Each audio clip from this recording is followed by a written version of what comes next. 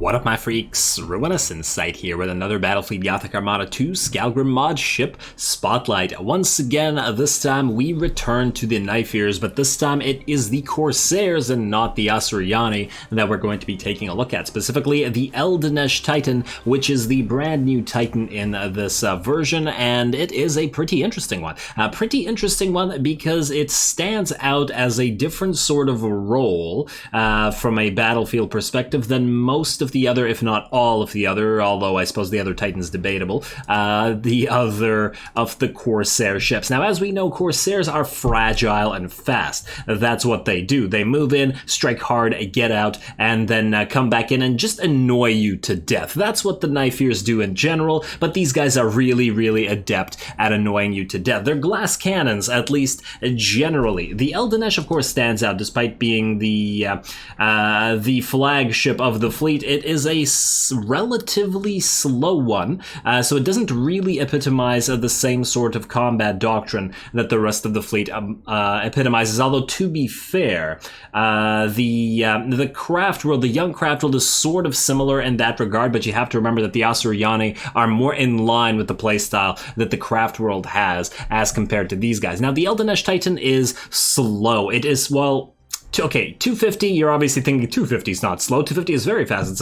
It's a way faster than the 160 that is standard on most Imperial ships, and it's still faster than a lot of Chaos craft. Yes, okay, you're right. It is still fairly fast, but compared to various other Corsair ships, it is pathetically slow. That's the difference. Obviously, as you go, the lower you go in class on Corsair ships, the faster you get. 420 on light cruisers, 380 on cruisers, and what do we have here? 340 on battle cruisers. The other battleships are still at 340 and 300, so still pretty damn fast. This thing, 250, slow. Why is it so slow? Because also, unlike all the other ships, it is heavily armored, extremely heavily armored for an Eldari ship. 83 armor at both the front and the sides, which does bring up an interesting point, as it does feel like this one ship can play a little bit of a different role, be acting as a tanky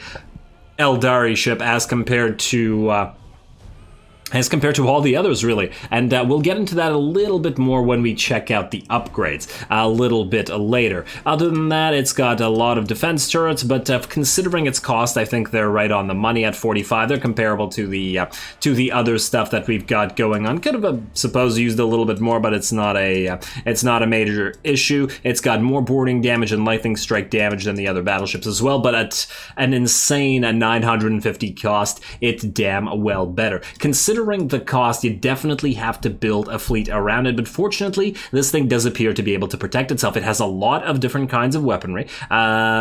Primarily, they are very, very small angle, but it does have various options, and they're both close range and long range and mid range. It's a little bit of a jack of all trades. It's got the weaponry, it's got the launch bays, and plenty of them at that. So it's powerful. But we are pretty used to things that are costing us nearly 1,000 points to be able to deliver various kinds of weapon systems. That's not surprising at all. Now, its hull HP at 8,125 is still fairly low, but it's fair. I mean, it's in keeping with the Corsairs in general. It's still much higher than anything else. Probably a little bit low for its point value nonetheless, making it still fragile, but you have to remember that the effective HP is increased by all that armor, which is still quite lovely.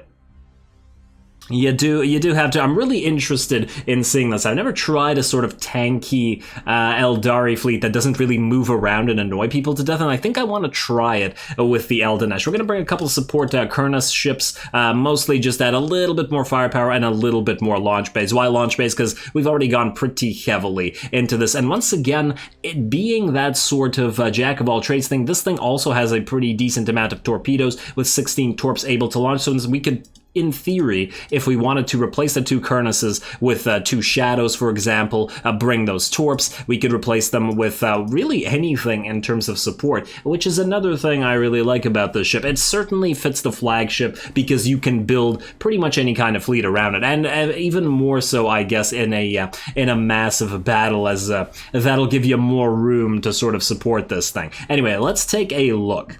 What the hell? I took a look at the wrong ship.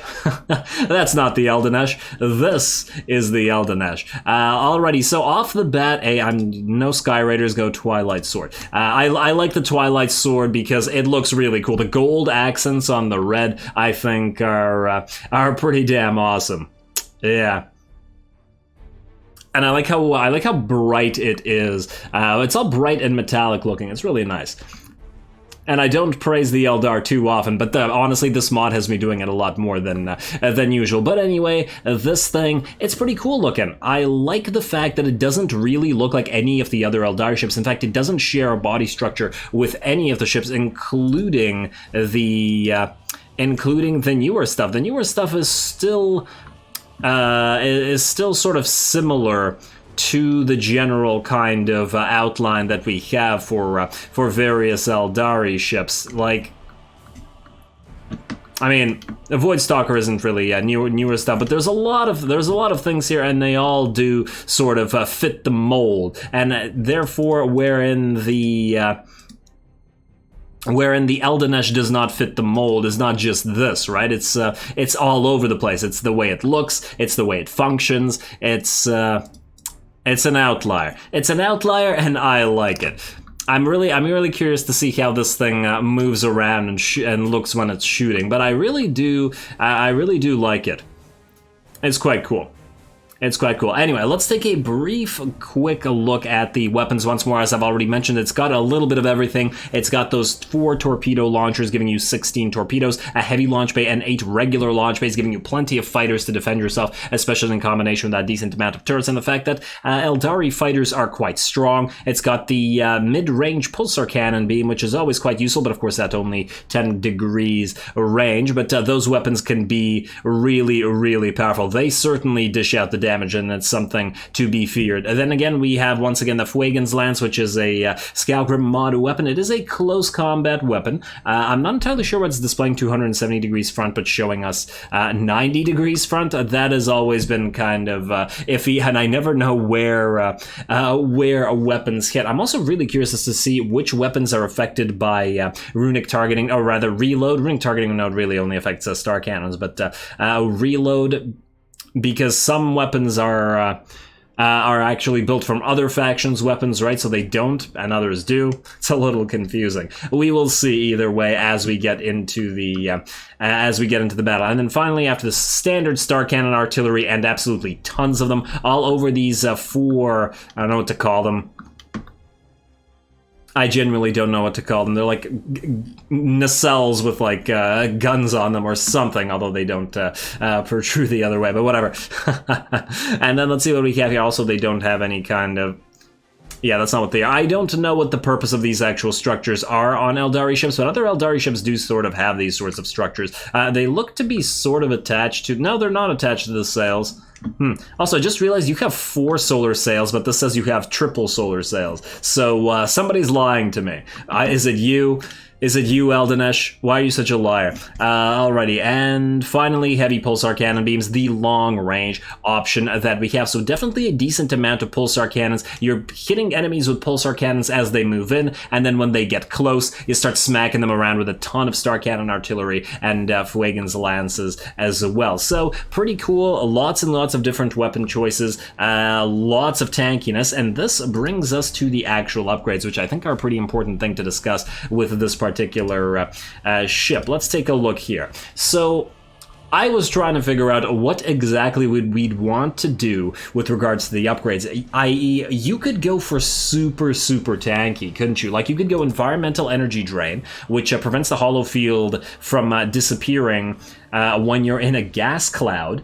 in combination with something like Void Predator, which forces enemy macro weapons to suffer a 25-point accuracy penalty. So now you have a maxed out energy drain, or a maxed out hollow field in addition to the 25-point accuracy, and this all can line up with the relatively high HP that this thing has, as well as the protective fighter screens that it has from any enemy ordnance and that sort of thing, as well as the armor and all that sort of stuff. It seems like I was talking about, like, this is the one Corsair ship that could function as a sort of tank that just sits there and takes punishment, or at least appears to take punishment, but in reality dodges and reduces the damage a lot. The other options are, of course, considering it has a lot of weaponry, to get the accelerated batteries to increase that weapon range, and to get the Kin-Crude batteries to apply the reload stance. And of course, you could mix and match. For example, get environmental energy drain, so you keep the hollow field up, and then, for example, either Kin-Crude batteries or accelerated batteries. Not very interested in vibro torpedoes. I've never liked the skill in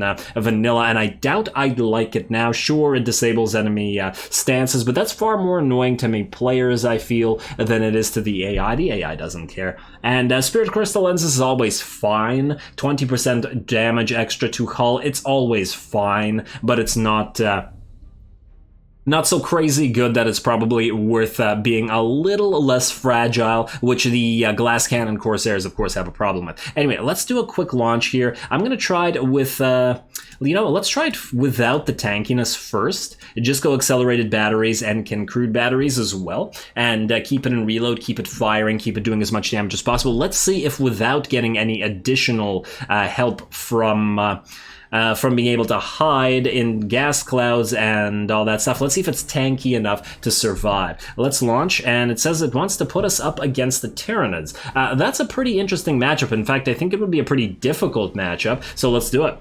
Let's see how effective we are. We definitely won't be able to hide from them. But we should still have enough speed to be able to get away from them if we should so desire.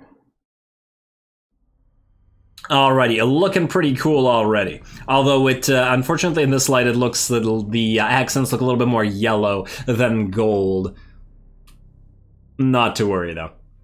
Yeah, and see, you guys have triple sails, right? Or do you have dual sails? No, see, you have triple solar sails, so do you. Why, game? And why are your engines just permanently on? Actually, it kind of looks cool. And obviously, you're hidden. Alrighty, well, we're going to have to head towards the Tyranids, annoy them. Unfortunately, because this is a sort of carrier fleet, it is not super ideal in the sense that... do we go for routing target? No, you know what? Let's just switch to reload anyway. It's not super ideal at fighting Tyranids, although... we do have a World Ship Fiend. That is an insane amount of HP we'll have to get through, but it is certainly something we should be able to hurt. Alrighty, and the thing I was saying about Tyranids being unfortunate is the fact that we have a lot of fighters and stuff. Alright, well, let's launch a couple of fighters here, and then let's see if a bomber flight can help out with this. Ooh, I like the way that they launch in 4 directions out from the ship like this. Alright, we definitely have to find the other enemies. I did bring an extra frigate Hellebore, just because it can add a little bit of long-range fire. And I do like that. Hopefully we don't get it ripped apart. I'm also very tempted to use the Augur Disruptor Bomb. Haven't found the rest of the enemy fleet, which has me very concerned right now. I assumed that they were here, but apparently... oh, there we go. Looks like we found some. They're hiding. They're using that whole Voidborn species thing, or whatever the hell it is that they got. You could hit this with a bunch of torps. And you know what, just stay as you are. Stay as you are. Get ready to move away. You stay as you are as well. They haven't spotted us yet. We're sort of using the Tyranids' own strengths against them here. Everybody just keep firing. Go into auto-engagement mode. You are all frontal firing, as is typical. Alright, the torps look like they're gonna hit. Ooh, very, very nice. And we can't really see you, and yeah, those engines still look like they're on, eh? Alright, there we go. Start hitting it with the pulsar beams, and get it with another set of torps in a few more seconds. Get that Augur Disruption Bomb, hit it again. Fighters, oh, they've spotted you, my friend. You need to Vols maneuver the hell out of here. And then go over here. The others are still invisible, so keep doing what you're doing. You, launch another set of bombers. If we can take out this Hive Ship Fiend, that would be really ideal. But I feel like we're gonna have to move very, very soon. In fact, I think we have to do it now. Get out, and Vols maneuver, and then out. And then you guys, oh, I forgot to keep moving you, my bad. You identify the enemy, please, and then get the hell out of here. Oh, wow, look how much damage you've taken to your troop capacity. All right, you need to repair a Bone Song, please, and then use another Wraithbone Shift. You guys, 10 more seconds until you can get your own Wraithbone Shift, and we can start, you know, annoying the enemy to death once again. Now, you need to go back into hiding. Go and try to... Oh, the entire enemy fleet is going to follow you now because you're... okay, that's an interesting thing. You can turn very fast, but I'm willing to bet that you... Actually, your turning isn't too bad. You know what? Stay as you are. And fire on this thing. Go for that Auger Disruptor Bomb. You keep trying to get away. And we can take a few shots at the AI with as they sort of move around. You try to protect yourself with some... Oh, your fighters got wrecked. Okay. You are going too close, buddy. Don't do that. Don't do that. All right, and let's hit this one more time with a set of torps. If those can make it, I think it'll be dead, and we will be in a much, much stronger position. You, buddy, keep running. Keep running, and the torps look like they are going to make it. Very, very nice. All right, down goes the Hive Ship Fiend. And you guys keep annoying. Let's set you to cancel order, and then just this, you know what? We should probably target this #1 target right here. Go, go, go. Lovely. All right, how are you doing? Yeah, see, this is once again, this really reminds me of the multiplayer, playing against Eldari players when all their ships are much faster than yours and they just keep annoying you. I never found it very fun to be, to play against Eldari players personally. Although, of course, I played Eldari myself a few times, but, you know, I feel like I always enjoy the battles where your ships are actually fighting a lot more. You know what? This is why I like close combat ships in general. I like when ships blow up, even when they're my own ships. Alright, you guys just keep killing them. Keep killing them. And down goes their admiral. This should be a pretty easy battle. After this, we're going to try sort of a tanky thing where we stay in place. Not sort of being relegated to the specific type of role that we've got going on here. Are you guys going to keep following him? No, I was going to hope to scuttle you, but oh well. And this is, I suppose, one of the not so great things about playing the AI when you're Eldari. It's just not very good at dealing with all your hidden craft. You bomb that hive ship. Keep that Auger Disruption Bomb going. You get the hell out of here. You identify... Well, yeah, identify in a few seconds when the hive ship gets here. Like so. Alrighty, and then just keep providing support. In fact, maybe Vols maneuvering away.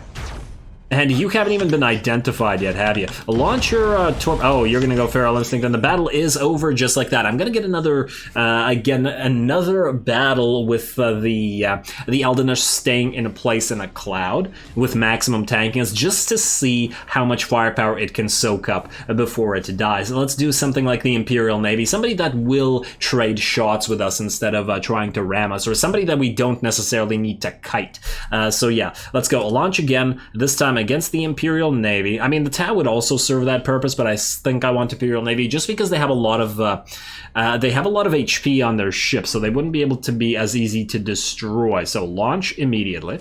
Wait, no, not immediately. Take Awakened Crude Batteries and Accelerated Batteries, give you a Void Predator and an Environmental Energy Drain right there. So lots of reduction, hopefully. Launch. Where are you? Imperial Navy, go. One more battle to test this out. I certainly like the way it performed against the Tyranids, but that's by partly, at least by virtue of the AI being stupid, and the fact that you can abuse the fact that it'll go after the only ship that it can see.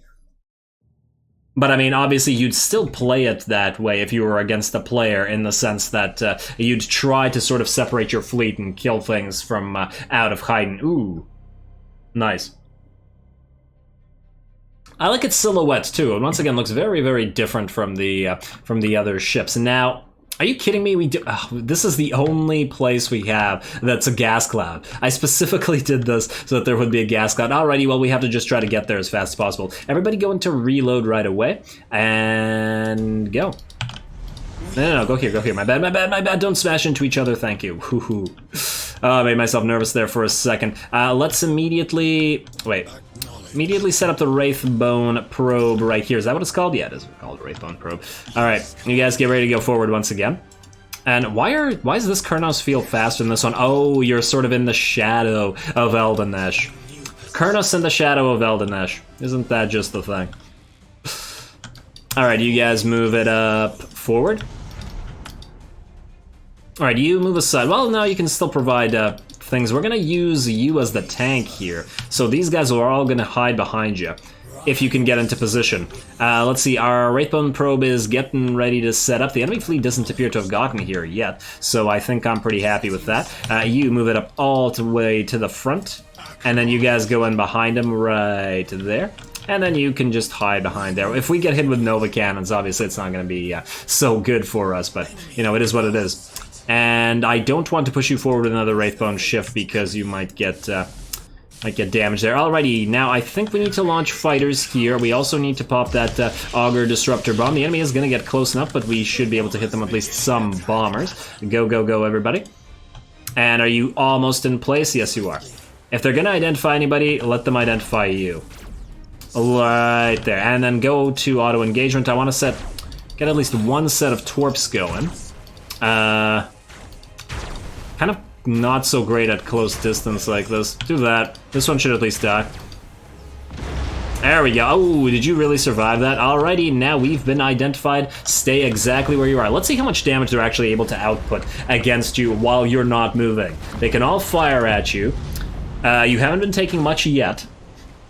You've got the armor, you've got your full hollow field. Oh, and it looks really cool with its hollow field just constantly active. And I really like the way these cannons look when they fire. I take it that's the Fuegan's lances as well. I don't like this damn debris that's right in front of us, and I also don't like the fact that I wasn't paying attention and we got boarded a bunch of times instead of launching defensive fighters. That was absolutely my mistake. But we've seen that we haven't actually been taking damage, and we should still be repairing from the Wraithbone probe, funnily enough. Alright, you know what? You guys go for some fighters, and I want to send some bombers out there as well. Cancel orders, please. You guys cancel orders as well. Just do your auto-engage. There we go, thank you, but don't move. All of you are going to be transferring troops over. Aha, they're going to be hitting us with a plasma bomb here. Still, let's get back to watching this thing. So, we destroyed a few enemy ships, and though we are on fire... Oh, we are very much on fire. Let's repair that. I think most of the damage would have been from being on fire, or any bombers or anything that made it through. Yeah, see, if I had just used the fighters defensively, we wouldn't be suffering the damage like this at all. But it is certainly acting pretty tanky here. And destroy, please. Enemy is in our sight. Ooh, I really once again like the way it launches fighters and torpedoes from those 4 things that it has.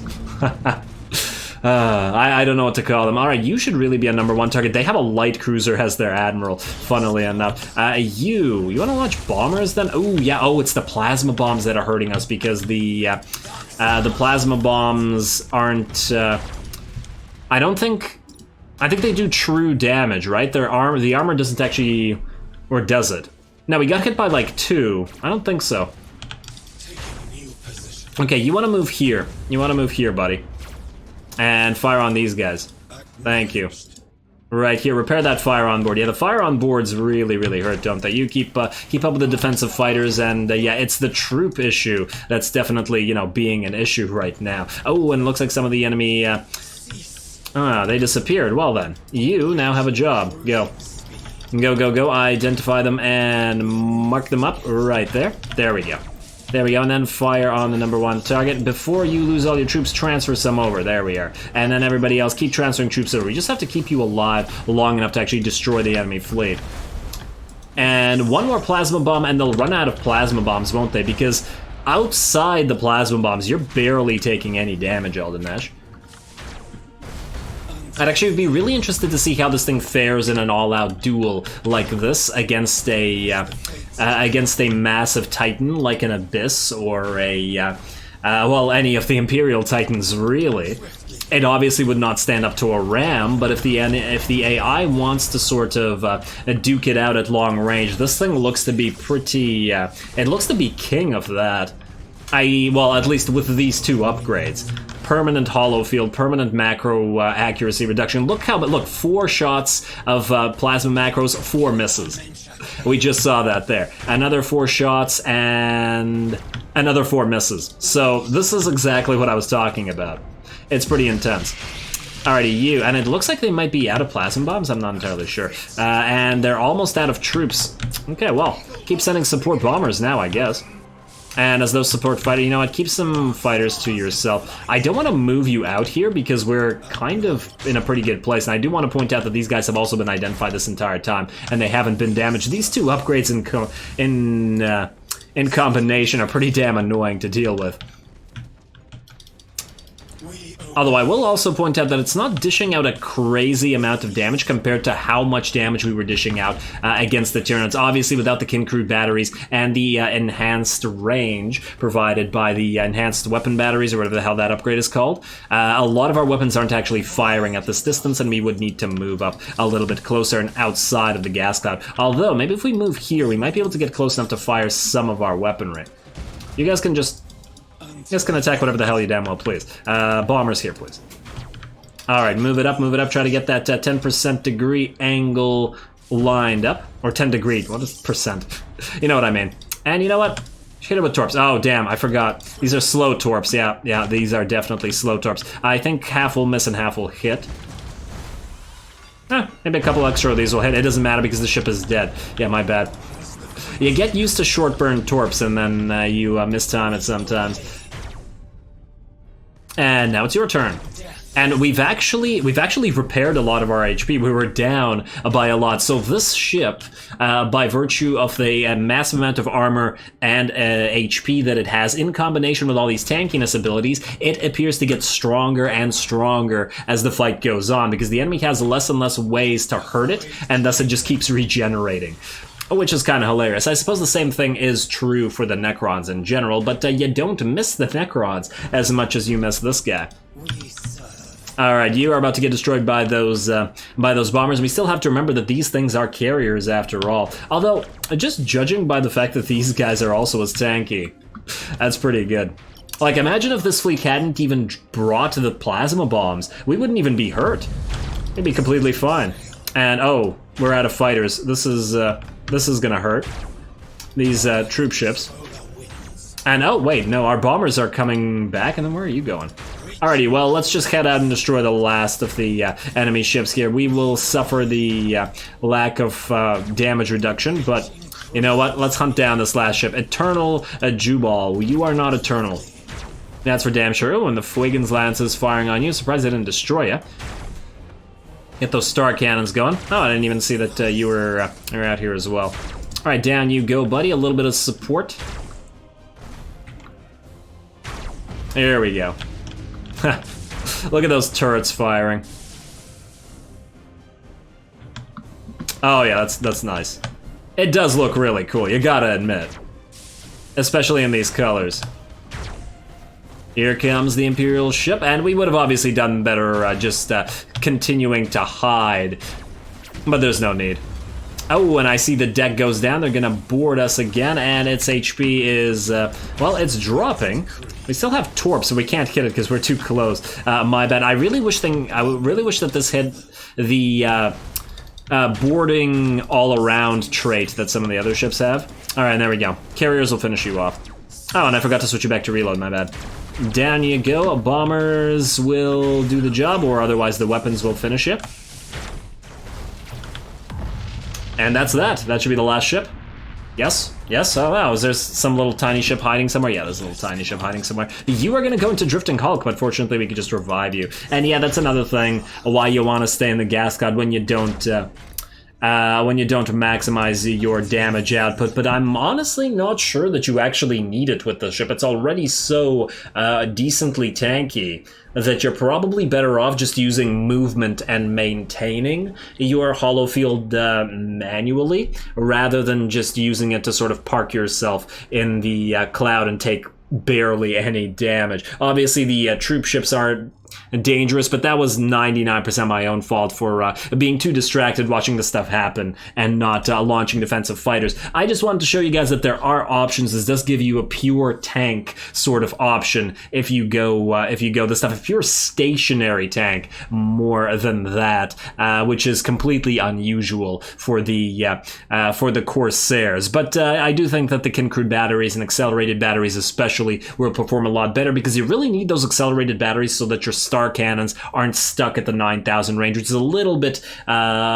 short, especially compared to some of the factions that you'll be fighting. Fortunately, it does get a lot easier if you're fighting like Chaos or Admech, who all have crazy ranges on all their lances and stuff. If you do kill all their escorts, and if you do keep up with those disruptor bombs and stuff like that, and they have no way to identify you, especially if they don't have a probe that they've brought, then they're screwed. But then again, you also got to remember that if they brought that many lance ships, they're probably also pretty damn fragile, and you can feel free to leave the safety of your cloud and kill things. So this ship has options. I like it. It's a fun ship to play with, which I can't say for a lot of the Corsair fleet, but you know, it's just a personal thing. It's just not a play style that I personally enjoy. I just find that it gets boring to just kite enemies back and forth like that. I want to watch ships engage in broadsides, as I said, which is why this particular ship does cater to my preferences a little bit more, or at least it gives you the option to do it. Alrighty, well, that's that for this showcase or spotlight. I don't remember who we'll be doing next. I don't remember if there are any other new stuff left that isn't Adeptus Mechanicus, because there is a lot of Adeptus Mechanicus episodes that we still have to do, because we have a rework, or rather we have a new Titan, and then we have 4, I believe, cruiser reworks that we'll have to take a look at, but that'll be last out of the new 2.0 stuff. So stay tuned for that if that's next, or whatever I've missed otherwise we will do next instead if possible. Don't forget to leave a like and a comment for your friendly neighborhood heretic. All glory to the algorithm, and thanks for watching.